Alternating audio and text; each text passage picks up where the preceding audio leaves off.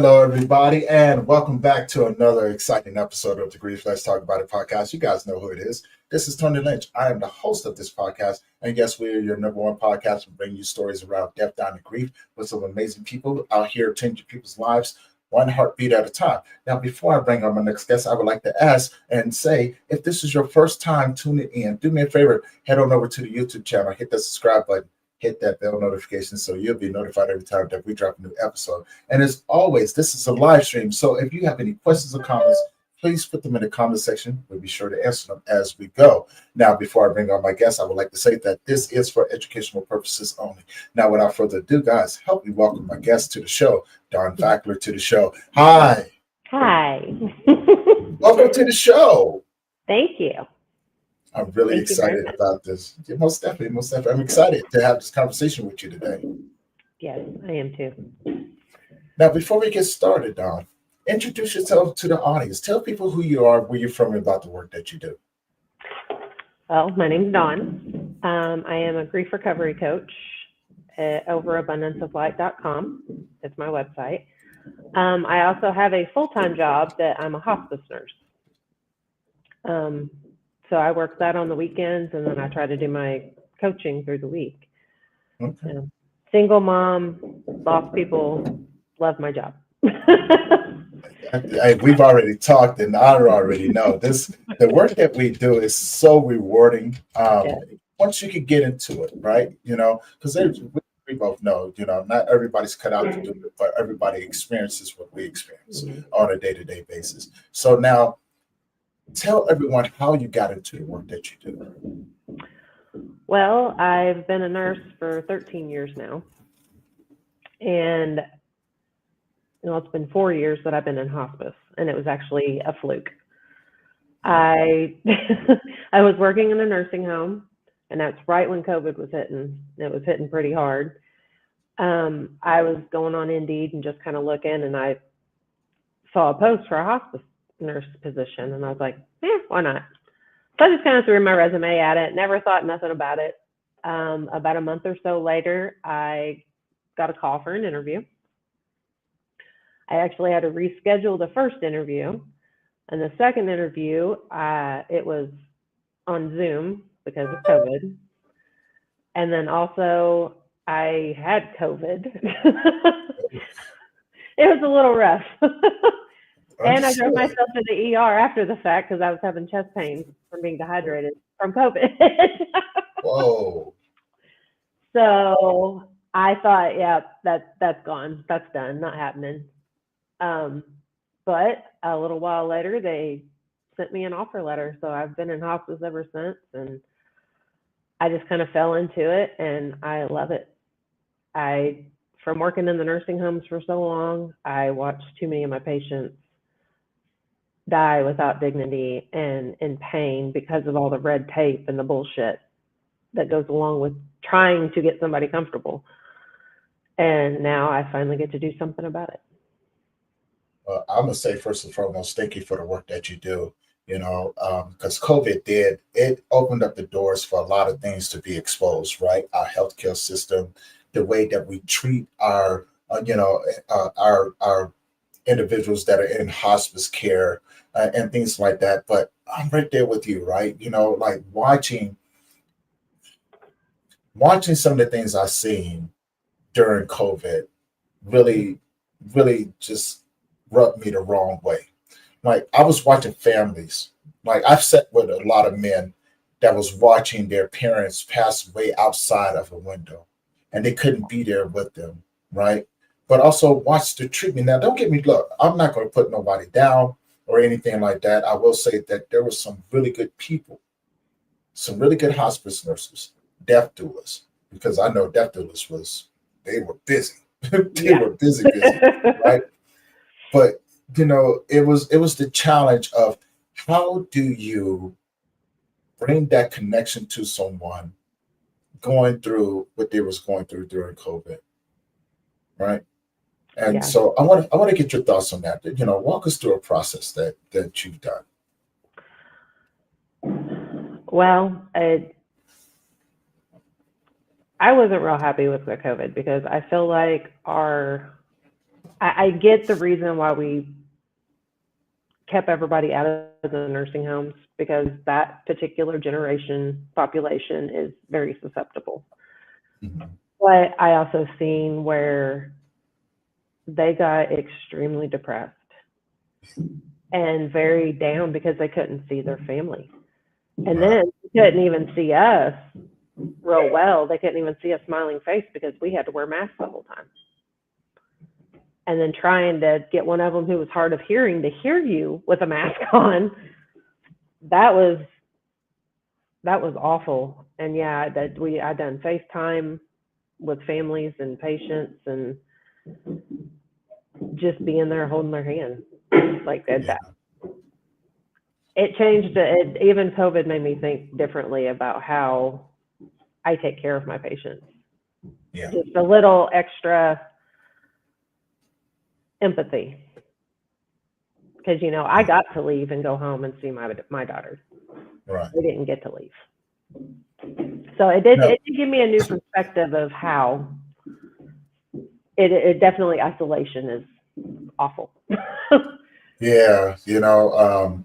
And it was a lot of things that came along with that. Like I said, with I ain't gonna speak bad on anything that they've done because I don't want to get myself in trouble. Well, and we didn't know enough about it then either. Right, right. But they made it seem as if we did, right? Yes. They're like, oh yeah, we could do this. And the way I'm gonna see if I can word this the correct way. The way that they did things was really rushed. There wasn't enough research done on certain things before they started pushing it out. It was almost as if, oh, we're going to do it and see what happens type thing, right? And I did not Yeah. agree with that. So just like most people like myself, I wasn't going to, put myself in a situation and then have something come around on the news saying, hey, have you or your family ever done this? Or maybe you know what I'm talking about, Don. You know what I'm talking about. I know a lot of those people out there right now that's probably laughing like, yep. Uh-huh. It's like, yeah, no, I'll I'm be not. honest, when I thought about it, because we kind of had to, being in the Yeah, field, yeah, they were really pushing it for us. There were very few times you could get out of it. And I even told someone, I said, well, we will never know if it works or not if we don't have people who will try it. That's yeah. how all of our medical stuff has happened, is through experiments and trial and error. So I was like, I'm 40 something years old, I'm diabetic, and I'd heard rumors of being sterile, and I'm like, I don't care if I have any more kids, so sure, why Right. not? I'll be a guinea pig, and if I grow an extra organ, I'll sell it on the black market and get out of my student loans. That's the first time I ever heard that one. Those were my thoughts. I was like, well, I guess I'll get out of student loans at some point. That is freaking awesome. That is freaking awesome. She said, if I grow an extra organ, I just sell it on the black market. Somebody will need it. Doing the work that you're doing and being a single mom, how does being a single mom affect how you maneuver through the work? I feel like I definitely think outside the box more. Mm-hmm. Because again, being a single mom, trying to figure out how to pay for everything and raise your kid and be in two places at once. And when it comes to my patients that are at home, they don't have the resources like you do in a hospital. Right. So you got to think about things. Okay, well, when I did home health, it was, okay, you can't make it to therapy because you're stuck at home. But guess what? We can pull a can of beans out and use it as weight. So it was little things like that, or even stretches, just thinking outside the box has really, really helped. And realizing you can't control everything. Right. You just sometimes just have to sit back and smile because there ain't nothing else you can do. Right. And you got to laugh or you'll cry. How does your experience as being a grief recovery coach help you navigate being a hospice nurse? They definitely both go hand in hand. Mm-hmm. because I've definitely, through working in my hospice and being with families, I learn how to support them and how to help them in that moment. And hopefully not to say the stupid things people say. Yeah, that's that. Yeah, see, I'm over here thinking like, yep, we've all been there before, right? Especially And when you're on the receiving end. Oh, God. Yeah, and I've said the stupid things. And even now, I haven't been in the situation where I said those stupid things to somebody, but I've realized how dumb it sounded and how horrible it was, because now I've listened to people, and I took the time to, I don't listen just to hear it. I don't listen to solve it, but I listen to hear them so that they have a platform. And so, like, if somebody has a miscarriage and they're always like, oh, well, you got other kids to, take care of. Well, that doesn't dim the fact that you had a life inside of you. Right, exactly. Oh, they were old. They had a good life. Well, it doesn't matter. That was still my grandma, and I miss her. Right. Right. So those things have definitely, and I've learned sometimes don't talk, just sit there. I want to talk about some of the challenges that come along with doing grief work. And you said one of them right there. And I think with the right education, we can kind of curve it about how we show up for people, how we talk with individuals, and basic things like you just said, right? Like understanding how to truly hold space with an individual, like and going, hey, sometimes just listen, right? And I think that's where that lived experience comes from, because once you've been on the other end, you can pretty much go, you know what? It has nothing to do with me. I'm here with this individual.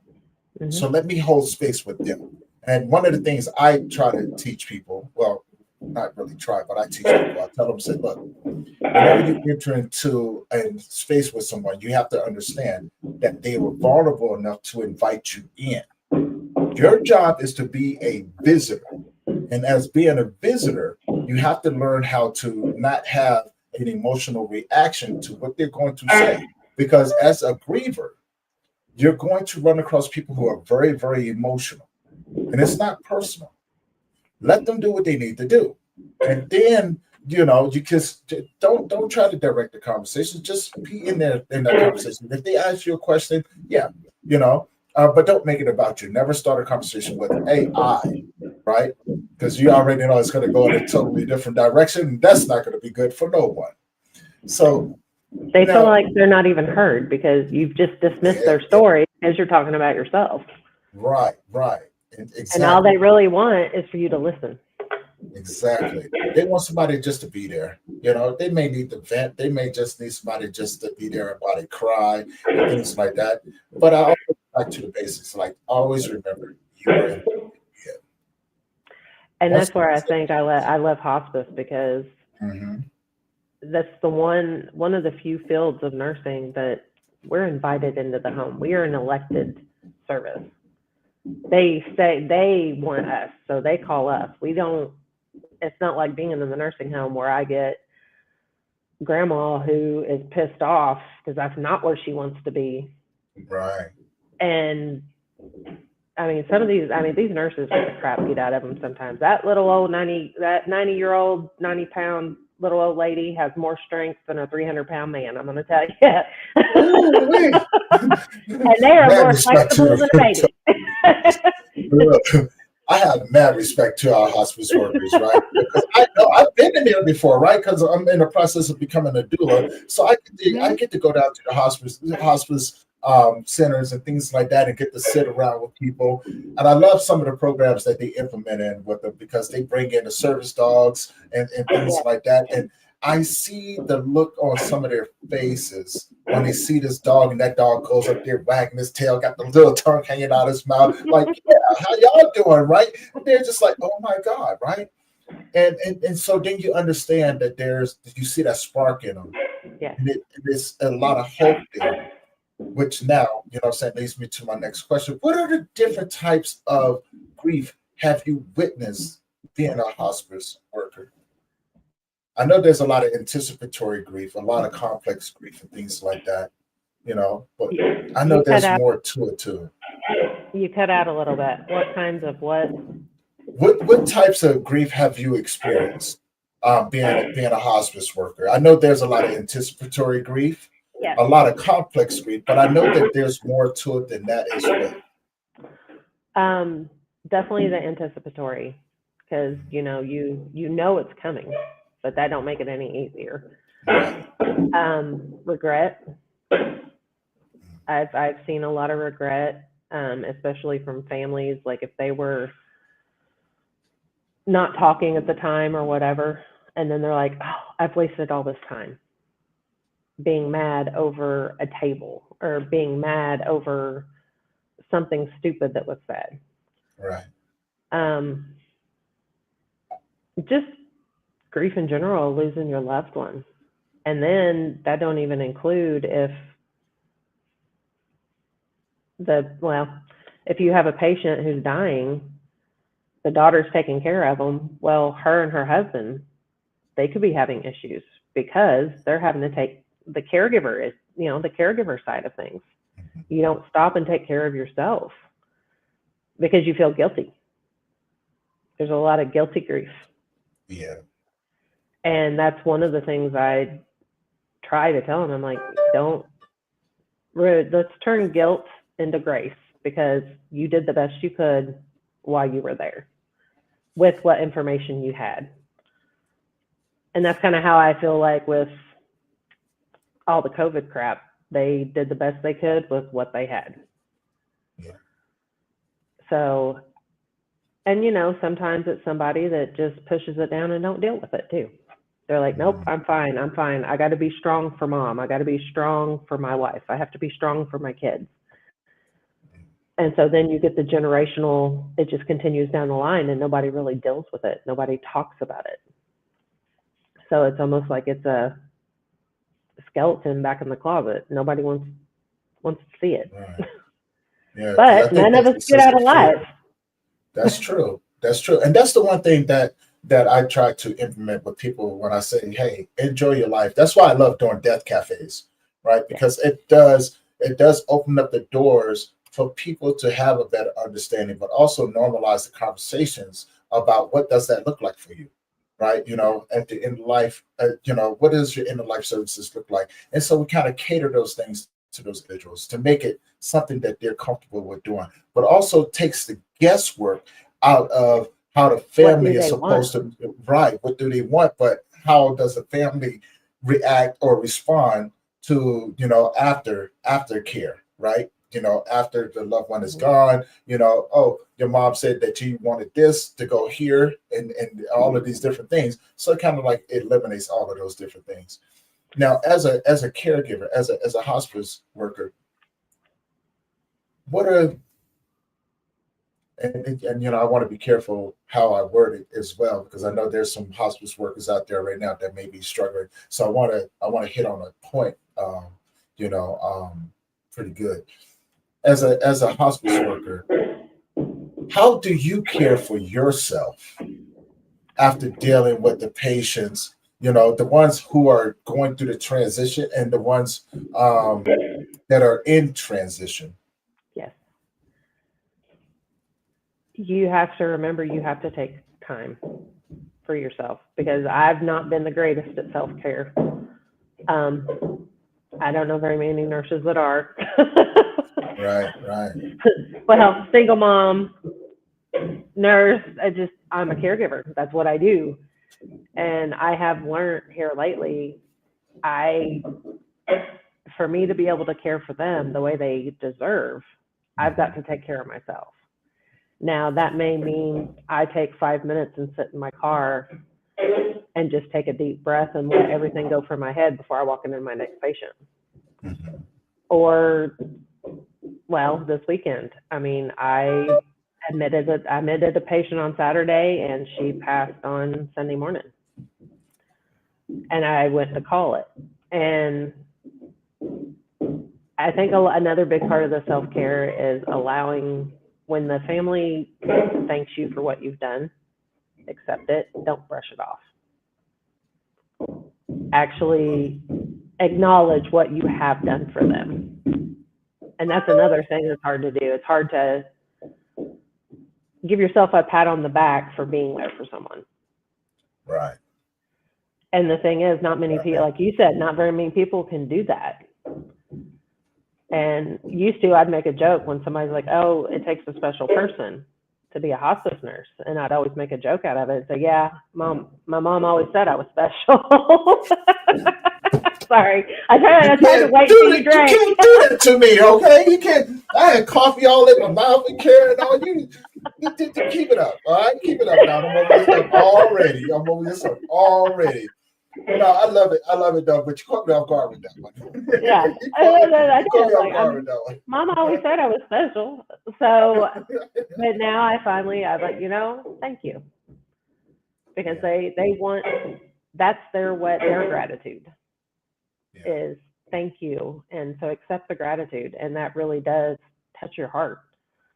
Like the other lady I admitted, me and her talked, and she said, I've had a very blessed life. I got 2 exceptional children. I have a fabulous son-in-law. God is with me. And I'm ready to go home to my husband, who's up there as well.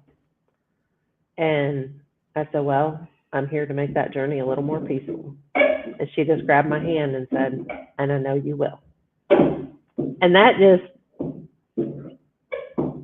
made me want to bawl and squall before I left her house.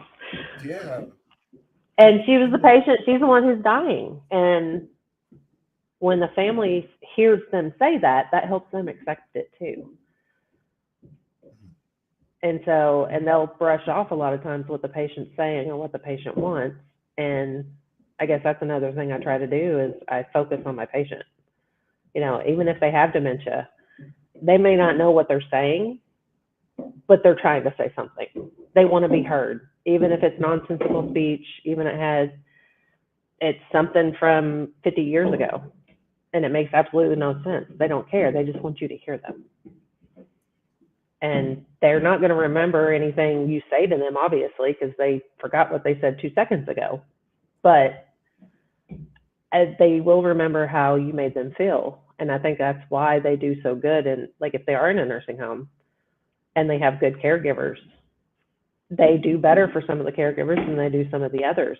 And I think it's just because they know they have that, oh, they made me feel good. Even though I don't remember who they are, they look familiar, but I don't know them, but they made me feel good. And so I just try to do the best I can to make somebody feel good, leave them better than I found them emotionally. Yeah, we've talked about that, and that same philosophy. Our goal is to leave people better than what we found them, and I also added in too, because I guess we all have a better understanding, especially doing this work, that we're just passing through this place, right? Yes. And it's our job to be the change that we want to see. And, and that can be pretty hard, especially when you have so many people that don't know what that change looks like. Yes. Right. They don't deal well with change.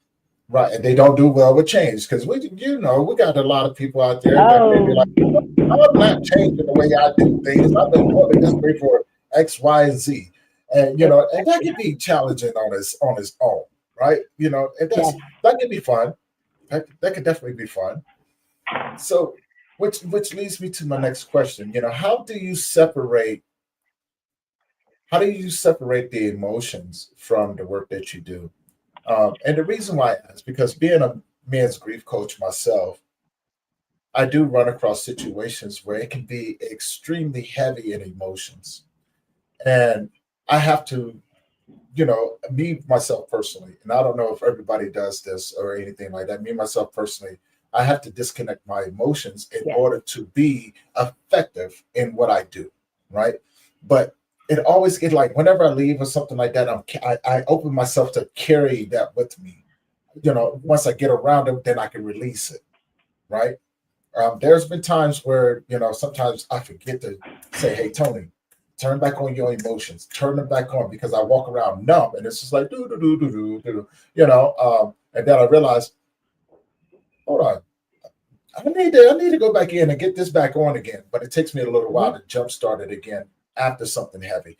How do you? What are some of the techniques that you use to, separate the emotions so it don't overrun the situation or yourself? And I do kind of like you. I detach. Mm, I, and that's why I was telling people. I said that's I think why it makes me a decent nurse is because I do detach the emotion out of it, and I look at the logic and try to look at, okay, yes, this is how I feel about it, but you need to think too. Like, use some of your brain and not your heart. Um, I actually have friends that laugh at me, and they they know I can detach very easily, and they always laugh. They say, "Yeah, it's bad. It's actually kind of bad." That's why I'm laughing. That's just like, because I can relate to what you just Yeah, said. it is kind of bad. But the little memes and pictures they see on Facebook, and it's always somebody upset crying, and then the person with the broom going, it's okay, patting them back with the broom. So when I tell them I'm a hospice nurse, they're going, how do you take care of how do you do that? Because you are the person with the broom. Hello. Oh, it's okay. It's okay. Yeah, it's okay. And the teenagers, when they have their things, and they're upset, and they always laugh because they know they're going to cry, and I'm going to look at them for a minute, and I'm going to be like, oh, you want to go eat? Let me feed you. I love And that I just, reflection there. let me feed you. And I'm like, and everybody's like, why do you do that? And I said, because it's a teenager, and as long as their mouth's full of food, they can't cry or talk. As long as their mouth's Yeah. full, then they're not causing drama. Like, I look, I definitely understand that. I do understand that, right? And a lot of people don't understand the work that goes into what we do, right? And yes, the things that we take on ourselves. Because I don't know.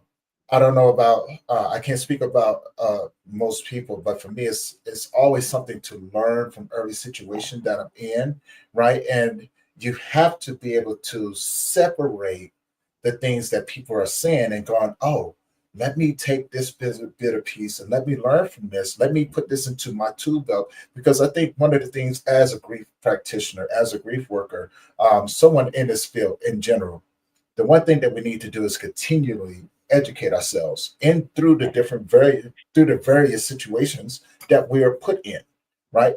Because you never know when that situation that you in may be beneficial from a situation that you may be going into, right? Not all situations are the same, but there can be some similarities and things like that. So how important is for us as practitioners to have deeper education, in various different aspects of it, from mental health to, addictions, to, you know, um, dealing with suicidal ideation, homelessness, all of these different things. How important is it to have those different educational points?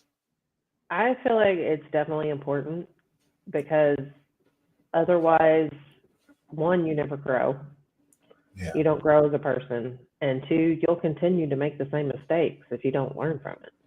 Yeah. And if you don't take classes, like they're all the time, well, it's science. They all the time come up with new stuff. So it's just like, we've said, you do what you can with what you got, but when there's something more, do better. Go Mhm. learn it and do better so that you can help them. Yeah. Being in hospice, I have learned so much over the last 4 years that I didn't learn in the beginning of my nursing career. But at the same time, had I not had all the years I did in nursing homes and home health, I don't feel like I would have done as well as I am in hospice. So, yeah, every patient I learn from, every person I learn from. Um, I've even learned, certain words. I try now to really think about the words I use because I had um, a lady, Michelle, me and her did a compassionate conversation that I've done, and she I know as healthcare people, we always call them triggers. This triggered me. Yeah. Yeah. Well, her husband shot himself. Oof. And so the word trigger would activate a emotional response for her because the gun was involved. So she taught me. So now instead of saying the T word, I'm going to call it now, it activates an emotional response. I try to pay attention to what will activate things in people. And every time, now that she said that to me, anytime I get a chance to say it, I'm trying to. And then the lady I talked to earlier this morning, she actually remembered and she used the word activate versus trigger. We're like, we don't think about things like that. No, we don't. We don't. And as someone in the field, I think is language is important, right? Yes. The do's and don'ts. So, I mean, we talk about other people that say stupid stuff all the time, but I don't think we actually concentrate on the stupid stuff that we say neither, right? Because we get so used to it. It's kind of like we become oblivious to those different phrases and things like that because again we're used to being around it like it's not a big thing for us, right? Like people can say certain things around me that I'm perfectly fine with, right? Oh, I deal with a lot of things that a lot of nurses don't, but because there are some places that are a patient, they'll be like, okay, we got to send on, like, because Katie over here is not going to have it. Like, right. That came from bartending and working construction when I was younger. There ain't much. So between that and nursing, and my mom actually did some dispatch at 911 and was a jailer, like, there ain't much you're going to say that's going to surprise me. For everybody that don't know, right, if you haven't picked up just yet, yes, Dawn is that person. She's like, no, don't bother me not one bit. Just got to be careful because when I come back at you, you might not like it. Or you may look at me strange and stuff, right? My boyfriend likes to say, you might not like it, or you think you can be mean, but let me tell you, I'm going to hurt your feelings. When I come back, I can hurt your feelings. Oh my God. I tell people that all the time. Like, you might want to be careful with me because I will. Like, I come from a generation where I will hurt your feelings and not think nothing else of it. Like, it just becomes a natural thing for me, right? So now, which leads me to my next question, because as coming from the generation that we come from, having that sort of mentality, that sort of attitude, how do the younger caregivers that come into it, how do they fare in the environment that you're in? Because I can only imagine that most of them aren't even prepared for what they're going to see. No, they're not. They learn real quick.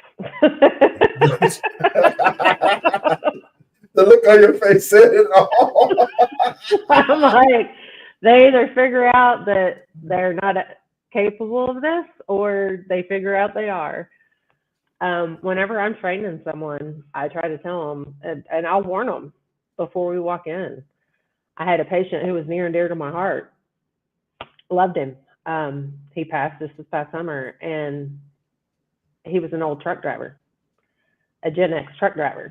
So I can only imagine those conversations, just the laugh that you just had right there. I can only imagine. I had a blast with him, but certain nurses wouldn't have been good. They were just not a good fit. And that's what I always said. One of my coaches, we laughed. I said, I've learned everything I need to know in nursing when I bartended. Like, when I was a bartender, you learn all kinds of shit. Like, I could almost tell you what somebody was tweaking on just by how they acted. And it gets bad. And you can't take things to heart, even when somebody tells you stuff or says things to you, because it could just be they're having a bad day and you happen to be the person that's standing there.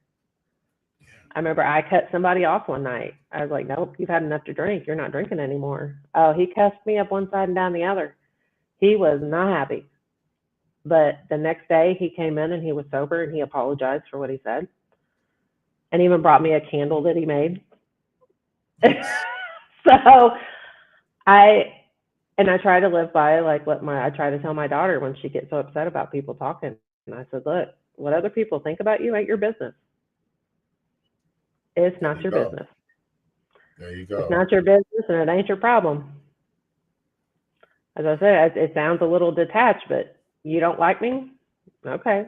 I don't give a shit. That's your problem, not mine. I'm going to live either Exactly. way. I'm going to keep living.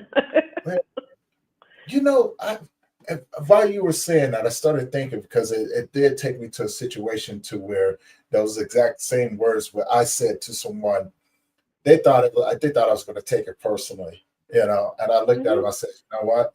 If I took it personally, you wouldn't be standing here right now. And No. furthermore, like what you think about me, your opinions of me have nothing to do with me.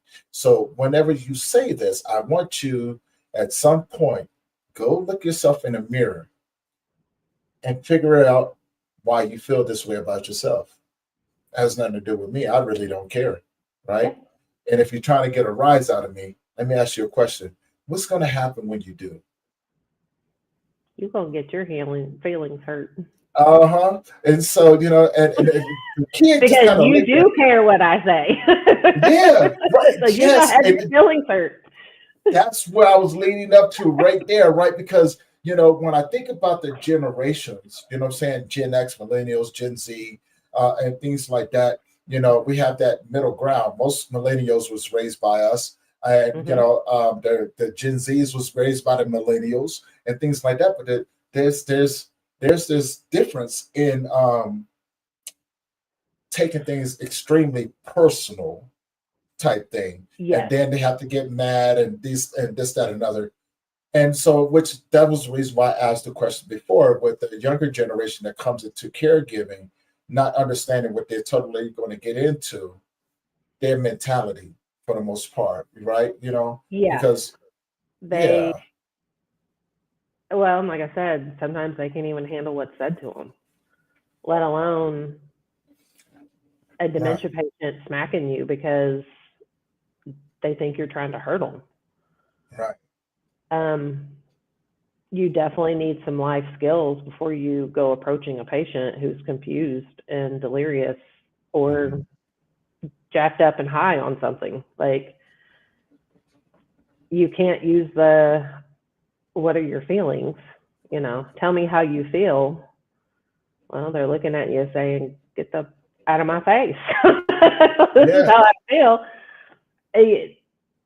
I just feel like, yeah, I feel like it does get taken to extremes. Mm-hmm. Mental health needs to definitely be talked about more. It needs to be addressed. And like my daughter, I gave her every tool there was under the sun. We did counseling, we did jiu-jitsu, we did the red light therapy. I mean, we did everything. And it's like I told her, I said, but here's the thing, you got the tools, but you got to know how to use them. Exactly. And on top of that, your mental health don't mean shit if you physically can't get up and go to work. Right. You have to eat. You have to provide for yourself physically. Then, okay, once your physical needs are met, then okay, let's look at your mental needs. But you ain't going to survive. You're not going to get to tell anybody about your mental needs if you're not physically taken care of. So that's No why I doubt. tell her, I was like, I love you. I've given you every tool there is. But there's a time and a place where, guess what? Suck it up. There is a suck it up buttercup because you got to eat. Yeah. And nobody else gives a 100%. shit about your anxiety. Nobody else gives a shit about your PTSD. Nobody gives a damn about what you've been through, Yeah. And they don't care if you've just lost somebody and you're grieving. That's not their problem. That's your problem. Mm-hmm. And they don't care. So you got to be prepared. Yeah, I don't care what you think about me, but you got to be prepared that, they don't care what I think about them either. Exactly. Exactly. Depending on who you're talking to. Depending Yeah. on who you're talking to. So I wanted, because I was reading the name of your website. Where did overabundance of light come from? We were doing a somatic exercise with one of my coaches, Mhm. and it was, okay, what do you see when you feel full and feel happy? You know, when you're going through something bad, you kind of constrict inside. But what comes to mind when you feel full and happy? And what came to my mind was the movie Shrek. I can see. Okay. I get that. I get that. Yeah. Where when Fiona goes up, because they think she's going to turn back to the princess, and just all the lights going everywhere. Hmm. And that's what, honestly, that's where I got it, because I was like, I want to be that overabundance of light in a room or for somebody's life. I want to be that light that, you know, would light up their darkness, because Yeah. grief sucks, death sucks, and it's dark and it's lonely, and we don't need to be there. So if I have an overabundance of my light, then I can pour some into you, and we I can get like you that. out of that dark spot. I like that. So yeah, it was I like Shrek. that. I got it from Okay, Shrek. yeah, like when you said it, that's why I was like, because so before you even brought up Fiona, when she was going through it, I started to imagine that part right there, and Shrek was like, Uh-huh. "Oh my God," all those different things. And of course, you got Donkey and and Mm-hmm. all of that. It's just like, hey, look at her. Yeah. It's It's so just, wrong. I was like, It's so wrong, but it's so oh, we're all bright. Right? bright. Yeah, so bright. Look at her, Donkey. Mhm. And it's kind of like, being a squirrel. Ooh, shiny. See, you got to stop that, right? Because was messing with the squirrel outside of my home the other day. It was running up and down the trees and everything else. And, Hmm. I'm already looking at it and started waiting. And me being who I am, I decided to mess with the squirrel, of Oh, course, yeah. right? So I waited and I went and got a little shiny rock, little bitty thing, right? Just to see what it would do. And it saw me come out and it looked at me and just got no, no, no, no. So I took the rock and didn't see it, and I waited for it to run up the tree and I tossed it. And so when it hit the ground, he kind of looked down and saw it. So I went back in the house and watched it from the window. So he goes down there, he's playing around with it, and he takes it, runs back up in the tree. I was just like, yeah. And then all of a sudden you see it fall back down, he runs back down. So he did that probably about 3 or 4 times. And I was just like, yep, this is so entertaining. I don't even know what I'm supposed to do now, right? But Yeah, I did. I messed with the squirrel a little bit. I really honestly did. And that's which okay. I would. I didn't have nothing else better to do. And the squirrel should have known better not to come down and get my attention, right? Don't do Yeah. that because I don't know how to act. I really don't. And, Hmm. and you're making yourself know that you're out here. Oh yeah, I'm about to have some fun, right? You set And yourself up for that. that's what I thought too, Don. If you are in my path, you set yourself up for it. There you go. That's what I thought too. I thought the squirrel should have known better not to do that to me because I was going to do something back and everything. So now, which leads me to this question, right? Because I want to talk about family, right? Yes. And doing the work that you do. I know, and I know for me, when it comes down to people needing somebody to talk to, I think sometimes family forget that we have to have time to ourselves. Yes. And the reason why I say that, because, you're a strong individual. So I can only imagine how your family sees you, right? You're the strong one, right? You're the Special. one that special, strong. It's all the same in my book, right? It's all the same in my book. But do your family ever look at you and go, you know what? Right now is probably not the time to talk to Dawn. Maybe Dawn needs some Oh, time to get herself together and things like that. And the reason why I ask that because I talk to a lot of people that are in this field, and it's like when they go home, it still doesn't stop.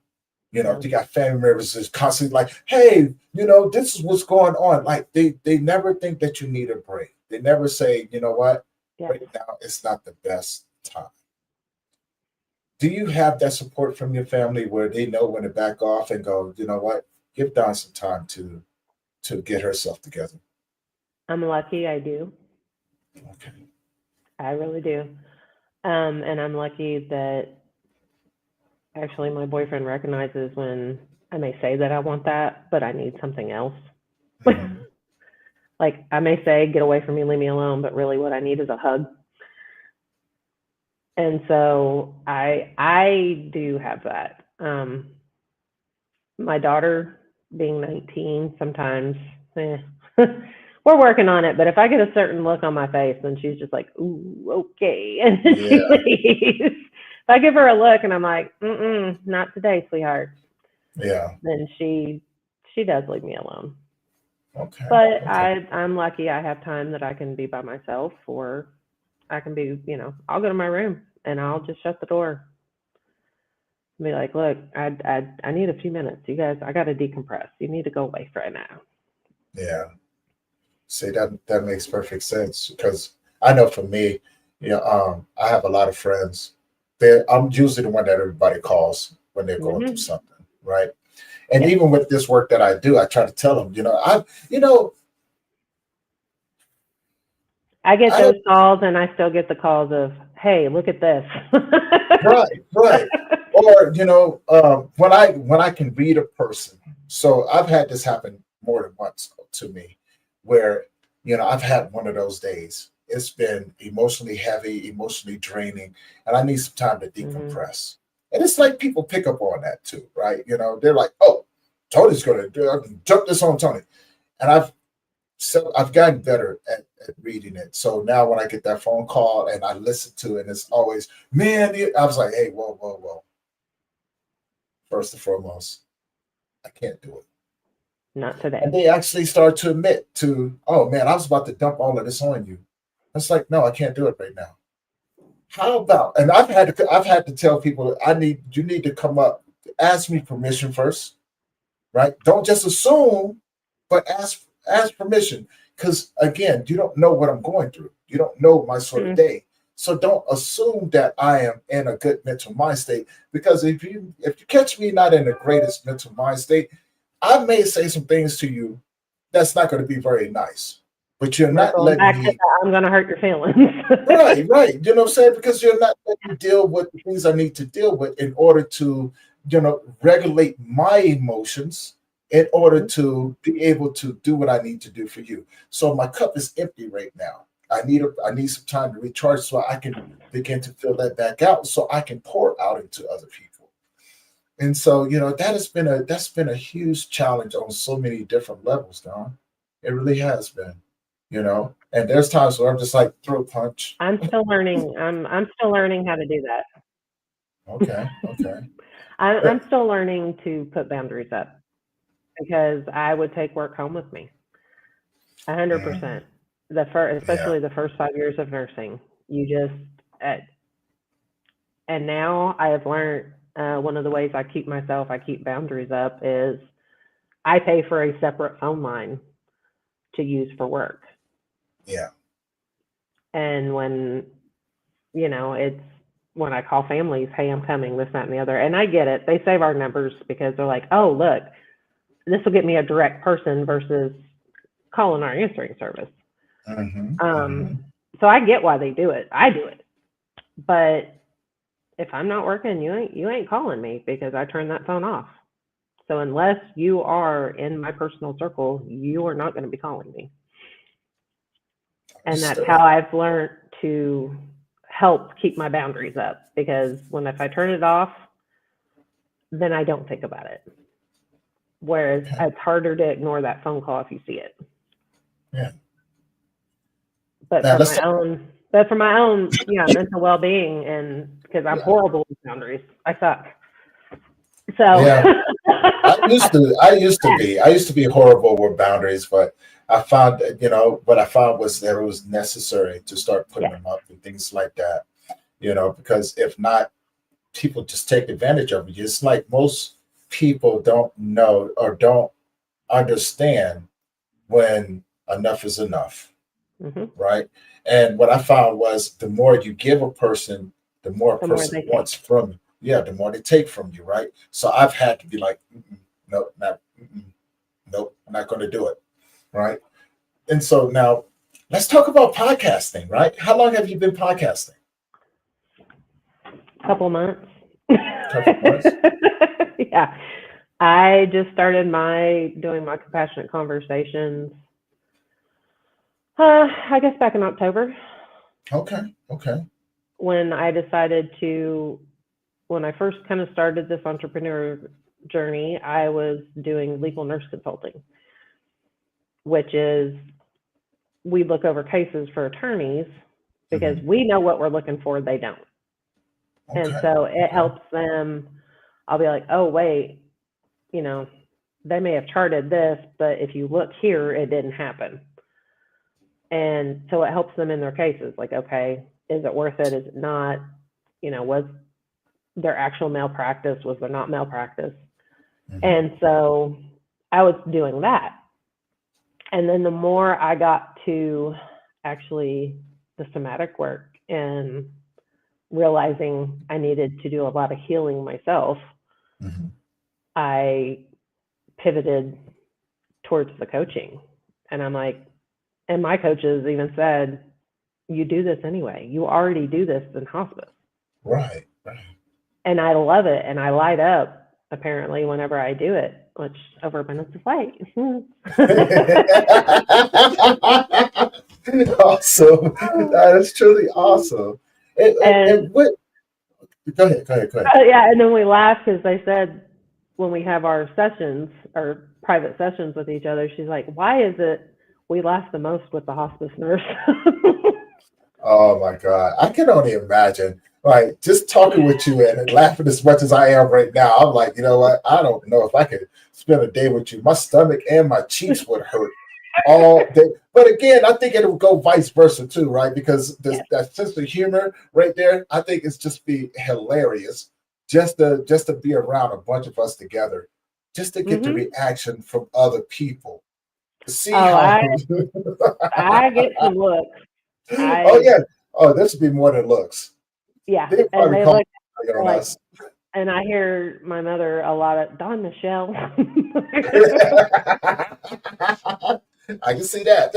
I I'm can like, definitely see that. I didn't do you nothing. raised me. You raised me. You know what I am. You raised me. But you know what? They need to be ashamed of themselves. That's That's what they right. need to do. They need to be ashamed of themselves because they knew better. But Hmm. what made you decide to do podcasting? To reach more people Yeah, and to spread education and try to make grief not such a taboo conversation. right. Because even, like I said, even with my patients' families, I I really can like read their body language, and a lot of that did come from bartending. Um, but I'll read them, and you can tell they want to say something, or they're ready to explode, but they feel like they can't, Right. or they're like, well, my brother feels like this, so this is what we have to do. This is how I have to act, or mom would be disappointed in me, and I'm like, why? It's your journey, not theirs. And I just want to get out there as much as I can. There's no right or wrong way to grieve. Right. And no matter it's your own it's your own journey. And where you're at in your journey, it doesn't matter how long you've been there because Right. it's yours. And if you can share your story to help other people, great. If you're not there yet, that's okay too, because maybe then you need to listen to my compassionate conversation Right. because maybe it will help you get to the next step of your journey. Most definitely. Like And so that's where I was like, this is the best way to reach people and try to get out there. Hey, it's like even being a hospice nurse. Everybody always tells me, they're like, you are so inappropriate. I know. but it sounds inappropriate to them because maybe they don't understand, the Yeah. language that's being used. And I think it's important for us to be surrounded by other individuals that speak the same language as we do, right? Because we have some pretty dark humors. Yeah. We really do. And I feel like when I'm seeing a patient, I don't need to be that doom and gloom nurse. Yeah, right. Just because they're in hospice doesn't mean I have to be all sad and serious. And they already know they're dying. I don't need to Yeah, remind them of that. So hey, guess what? Let's laugh. Let's have some fun. yeah. Let's have some fun. You Let's want work it some out, wine? Let right? me pour it for you. Like my family's always looking at it. They're like, they want to drink a beer, and I'm like, so let them drink a beer. But they're medicine. Yeah, We kind of took them off most of that, so yeah. they And decided it's they not don't want going to to hurt take it. Give them a damn beer. right. It's not going to hurt them, right? You know what I'm saying? When you look Mm-mm. at that, it is part of their end of life services, right? Let them enjoy their life. Stop restricting them and saying, "Oh, you got to do this, you got to do that." No, guess what? They're fully You aware of what's going on don't. with them. Let them enjoy it, um, and Even just regular patients, my diabetes patients, they would want an mhm. extra helping of freaking mashed potatoes, and the dietary would come out and go, "They asked for this." I said, "Okay, so fucking give it to them. Yeah, That's their right, but they're diabetic. Okay, well then I'll just give them more insulin later when I check their sugar. Give them what they want. there If you that one go. helping of mashed potatoes is going to help them be happy while they're stuck in a nursing home, Mhm. just give it to them. I don't give a shit. That's what I'm saying. Damage is That's already exactly what done, I'm saying. and they're stuck. So, Right. and yes, I can educate all day long, but guess what? They already fucking know. They don't give a shit. That's what got them in the position they're in now. So they don't care that you think they shouldn't have that. They know damn good well the sugar up, and I'm gonna have to give them 10 extra units. Like they don't give a shit. They already know what's coming. They don't give a shit. Why They do you think they're already gonna know leave what's them coming. alone? Let them Have somebody else enjoy take their care of it for life. them. Right. You know, see, that's truly amazing. I love that right there. Like, don't give a shit. Let them have it. I'll just give them some extra insulin later. Right. But let them I, enjoy it. Right. You know? yeah. Now, if it was somebody new to being a diabetic and didn't understand, okay, yes, absolutely. I'm gonna sit down and I'm gonna educate and make sure they understand. Mm-hmm. But I'm gonna tell you right now, that 60-year-old that's been a diabetic for 20 years don't give a fuck about carbohydrates. Uh-huh. They They already know don't what they're getting themselves into. That's why care. they're They like, you don't know care. what? Fuck it, I may not even be here tomorrow. Let me have those mashed potatoes. As a matter of fact, let me get a whole plate of those right there. Throw some gravy on that. You know, got some hot sauce. Throw that hot sauce on up there. Maybe, spice it up a little bit. Shit. You know what? That piece of chicken, a fried piece of chicken, throw that on there. Give me two. As a matter of Uh-huh. fact, give me two. And that brownie. All right. I'm like, Yeah. hey, give it to him. Give it to him. So if Let him that enjoy dying life. patient wants a shot of whiskey, give it to them. If they think that hot toddy is going to help their cough, well, just make them one because that's what they've been doing their whole life. Exactly. Exactly. Ain't no sense of restricting them now, right? Mm-mm. Don't wait for them to be at the end of their life to restrict them from the rest of their life. Correct. Don't try to Right? save them when they're ready to let go. Exactly. Exactly. Let them enjoy it. And I think that's part of life right there. Now, I got two more questions for you, Don. Okay. One, how can people find you? Overabundanceoflight.com is the best place to get in reach with me. There's actually a button to take you to Calendly to make an appointment if you want to get a hold of me and see if maybe we can work together. If not, I have resources I can send you to because we may not be a good fit. But if you think my potty mouth is great, then come on in. I'm pretty sure there's people out there dying laughing right now and would love to have someone like you by their side or by their loved one's side because your personality shines through as part of who you are and it makes it so much fun to be around you, because Thank you. you're going to keep it to them straight and you're going to treat people well. And so now my second question would be, if you had a superpower, what would it be?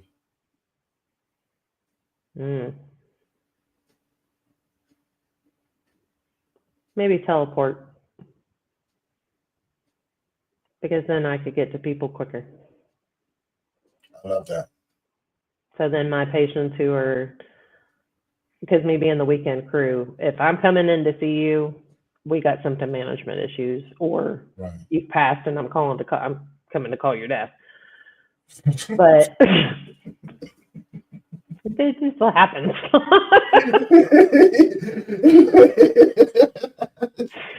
Then I'm not coming to see you, but yeah, I'm helping you, helping your Well, family let go. that's not even fair right there because what are you supposed to do with that? Like, oh yeah, I just call you dad. Yeah, yeah. And they look at you like, well, wasn't expecting that. It's that's not even right, but that's hilarious. That is freaking hilarious. I'd have been dying. I'm like, did she just say that she about to call your dad on you? Oh, okay. What? I don't even know what to do with that. I wouldn't even know what to do with that. But yeah, so when I'm coming in, we're dealing with pain. Yeah. And sometimes I could be 2 hours before I can get to that patient because I've got 2 other stops to get to first. Right. And yeah, if I could teleport, then my patients wouldn't be uncomfortable at all. That's noble. I love that. And one last thing. If you could leave the audience with something, what would you leave them with? Grace. And turn your guilt into grace because there's no room for guilt, but there's an abundance of grace. I love that. I love that. And now, with that being said, Grace, Jesus Christ, you got me saying Grace. Don, I can't wait. It was just so much fun talking with you. There's something wrong with you, but I think there's something wrong with all of us too, right? Well, I am a hospice nurse. I'm not a lifesaver, so. Very true. Very, very true. And I understand that, right? I definitely understand that. That's why I'm like, you know what? All right, I get it. I do get it, right? And and I want to say for everyone who has been tuning in on Instagram, Facebook, LinkedIn, YouTube, all over the social medias tuning in. Hope you guys have a great laugh, but enjoy the conversation as well. And so, with that being said, Don, I want to say thank you for coming on the show. Thank you for having such an amazing conversation with me. My stomach is hurting. I'm over you already. I'm over your stuff already. But I can't, I sit in the comfort of knowing that there's someone else out there like yourself that's out here doing the work with the personality that you have, because I can only imagine the people that you serve are having a blast just being around you, right? I had a blast just having this conversation with you, right? And and for everyone else out there, if you haven't already, look, Dawn's information is in the YouTube description below. She also has her own YouTube channel up there. Go check her out. Show her some love. Show her that support. Help her grow her channel as well. But also connect with her, right? If you know somebody who's going to hospice care, you need someone to talk to, guys, her information is right there. Please go check her out. And if it's your first time tuning in. And I actually have some guided journals on Etsy. I saw that too. Mm-hmm. I saw that. So, guys, all that information is down there. So, if you're looking for resources, someone to talk to, information, maybe another good podcast to listen to, the information is right there. If this is your first time tuning in and you enjoy these conversations, do me a favor, head on over to the YouTube channel, hit that subscribe button, hit that bell notification so you'll be notified every time that we drop a new episode. But most importantly, if you know anyone who can benefit from the conversations that we have an abundance of resources for you over there. Share it along with them, all right? With that being said, guys, we're going to wrap this one up. We're going to see you guys tomorrow because you already know I got another one coming for you. But also go check out Don's YouTube channel and, let her know. Let her know what you think, okay? And, guys, have a great day. Love you. Thank you. See you guys in the next one.